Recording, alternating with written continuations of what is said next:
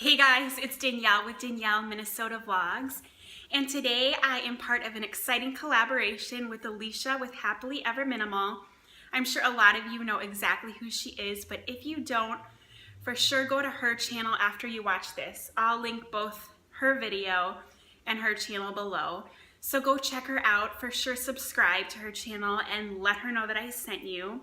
She is awesome. You know how some people, you meet them for the first time or watch their YouTube channel for the first time and you just instantly know that they are a genuine person, they're real and kind.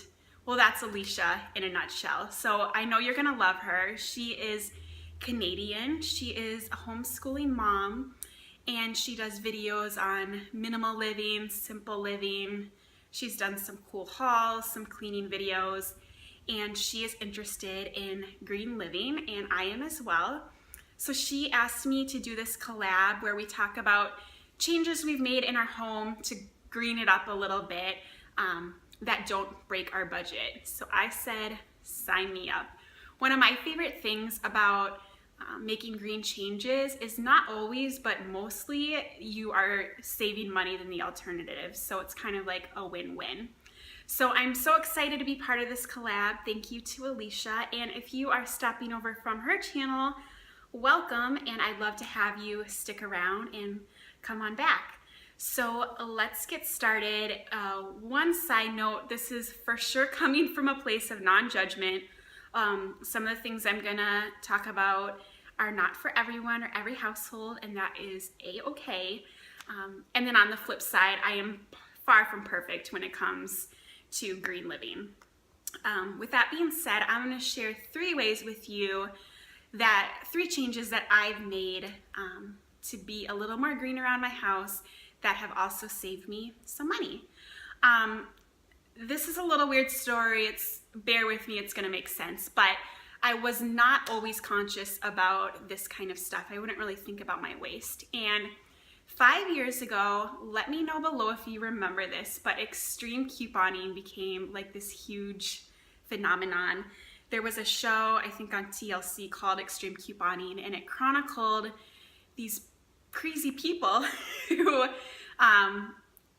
got all these coupons and shopped all these deals and stacked the coupon on the sale and got all this stockpile stuff of free stuff for pennies on the dollar. They'd open the garage and there'd be hundreds of bottles of mustard and toothbrushes, and it was really interesting. So I was just very intrigued and obsessed by the whole thing, and even I got into a little bit of couponing behavior. It was just kind of like my hobby to save as much money as I could every week on groceries and household items. So anyways, during that time I became pregnant and I started researching how to coupon and save and find deals on diapers, because when my baby was born, I wanted a stockpile of diapers ready to go, because diapers are really expensive, right? As I was researching, the cloth diaper thing kept popping up and I was like, yuck, no, I am not a hippie. But it kept popping up. I found out that a couple of my very normal, nice friends were cloth diapering their babies. I watched a couple YouTube videos, and I found that the notion in my head of what I thought cloth diapering was is very different than reality. These are not your grandma's cloth diapers. We're not doing origami and sticking the babies with safety pins. James is 4.5 now, so my stash is in storage, but I did find one example, and I can link others, but a lot of them look much like a disposable diaper, and they either Velcro or they can snap. So it's not taking any extra time to put them on baby and take them off baby, and they're just really modern and cool. So we kind of went all in, and I spent $300 total on all of his diapers throughout the diapering life, and I did cloth wipes as well. And for disposable diapers, the average cost from birth to potty training is $1,500. So it was a very significant savings. They also say that cloth diapering babies potty train earlier. That was very not the case with us, but a lot of people do say that. So We loved it. I loved it. My husband loved it, who was not on board at first. My mom loved it. You do need to wash them in the laundry 3 times a week. It is not as dramatic as I thought it was going to be, as you probably think it's going to be. It's really not a big deal. It's not that gross. So yeah, we loved it, and the savings is huge, and you're not adding 7 diapers a day to sit in a landfill. With the laundry, you're obviously spending money, electricity, water, but compared to that, the money and the electricity and water spent on manufacturing disposable diapers and distributing them, you're for sure coming out on the side of saving money and saving electricity. So we had a really good experience with it. If I have another child, I already have most everything in place, so the savings are even more with the multiple children. So I won't spend any more time on this. There are tons of resources if you are pregnant or have kids in diapers, and if you're at all interested, I'd encourage you to at least check it out to see if it would be a good option for your family.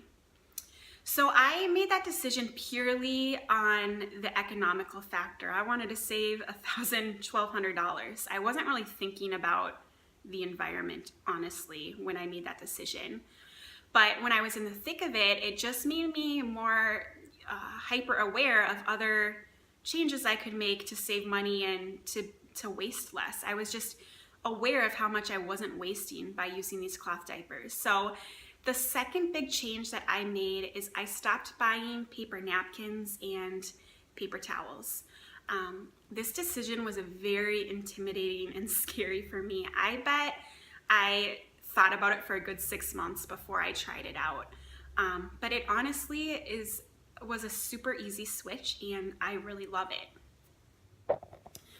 So as far as the napkins go, I have a set of kind of fancy napkins that we use when we have company over, and then we just have a bunch of, they're not crappy, they're just thinner napkins that we use as a family. And then for the cleaning cloths, both in the kitchen cabinet and the bathroom cabinet, I have 2 baskets in each location.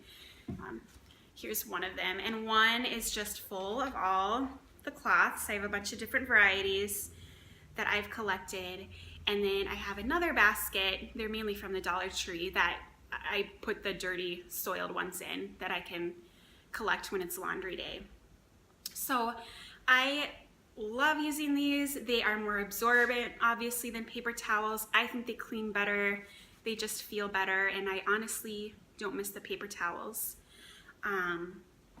And then as far as laundry goes, I think some people will judge me for this, but I wash them twice a week at the same time as our bath towels and hand towels.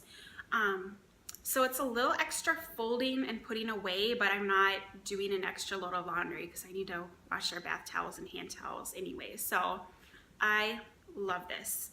I do use paper napkins to degrease bacon, and I don't buy them, I steal them. When I go to Chipotle or someplace like that, I'll take a couple extra. I don't make bacon that often. But if you have a non-paper way to do bacon, you know, to get the grease off of it, I would love if you tell me down below. I haven't been smart enough to figure that one out. Along the same lines, I make my own general cleaner. I fill up these bottles halfway with white distilled vinegar, the other half with water, and then I put a couple drops of citrus essential oil. That both boosts the cleaning power and it makes it smell better. A lot of people can't stand the smell of vinegar. I honestly don't mind it. My husband, however, does. So that helps a little bit with the stench, though as soon as it dries, the vinegar smell dissipates. Definitely do your research. Vinegar isn't safe on everything. Granted, it's an example, but in my house, I use this on a ton of stuff, on counters and surfaces. We don't have granite. I use this on our coffee table, mirrors, glass. This is awesome. It's pennies to make. I am buying a big plastic jug of vinegar, but it's in bulk, so it lasts multiple bottles. I'm not spending, I don't know how much Windex costs, $4, I'd guess. And then I'm also not having to recycle or throw out that plastic bottle every time. I'm reusing this, so that's nice as well. This essential oil doesn't like light or plastic, so that's why I have this amber glass bottle, and I'll link below this brand in case you're interested. Okay, so lastly, my third way that I have greened up my house and saved money is a little bit of a turn. We purchased a smart thermometer about a year ago. We have a Nest is the brand that it's called. And basically what a smart thermostat does is it stalks you and knows your schedule really well in order to be as efficient as possible with your heating and cooling of your house. So if it obviously depends on what season you're in, but it's summer right now. So if we are gone for the day, we don't care if our house is 3-4 degrees warmer because we're not home to be uncomfortable in it. So it just really gets to know your schedule and recalibrates and is super efficient. My husband and I both work outside the home, so when we leave it kind of knows our schedule and it'll heat up the house. And then I get home around 5:30 and I can feel it when I get in. It's like, oh, it's a little warm, but I can hear the air on and it's cooling down because it knows that we're coming home soon. So we have calculated that we've saved about $75 in the last year. And granted, that's not a lot of money. We're not gonna buy a house with that, but it's 75 bucks and it's a lot better for the environment. So I think it's pretty cool. Two other kind of cool things with that is there is an app for smartphones that we can control the house with. So, you know, if you're on vacation, you definitely want to change the temperature depending on the season, up or down, to save money because you're not going to be there. And if you forget to do that, as long as you have Wi-Fi, you can just log in on your phone and change the temperature. Or if you're at work and forgot, you know, things like that. And then lastly, we have an Amazon Echo. It's that thing you talk to and it tells you things, kind of like a smart home robot kind of a thing. And it's synced to our Nest too. So I can say, Alexa, I'm cold, turn up the heat 2 degrees, or even Alexa, what's the temperature in the house right now? And so it's just making it really easy to change the temperature because the more you change it, you'll save money, it'll learn your schedule, and you can just be as efficient as possible with the temperature of your house. So that is everything, the 3 ways that I've kind of greened up my house and saved a little bit of money. I hope you enjoyed it. If you did, please give this a thumbs up and consider subscribing to my channel. I'm really close to 100 subscribers, and for me that's going to be a really big deal if I make it, and I'll be doing a giveaway. So I just wanted to mention that, and thank you so much again to Alicia for inviting me to be in this collab. I had so much fun doing it, and check out her channel if you haven't already. Have a great day, and I hope to see you next time. Bye guys.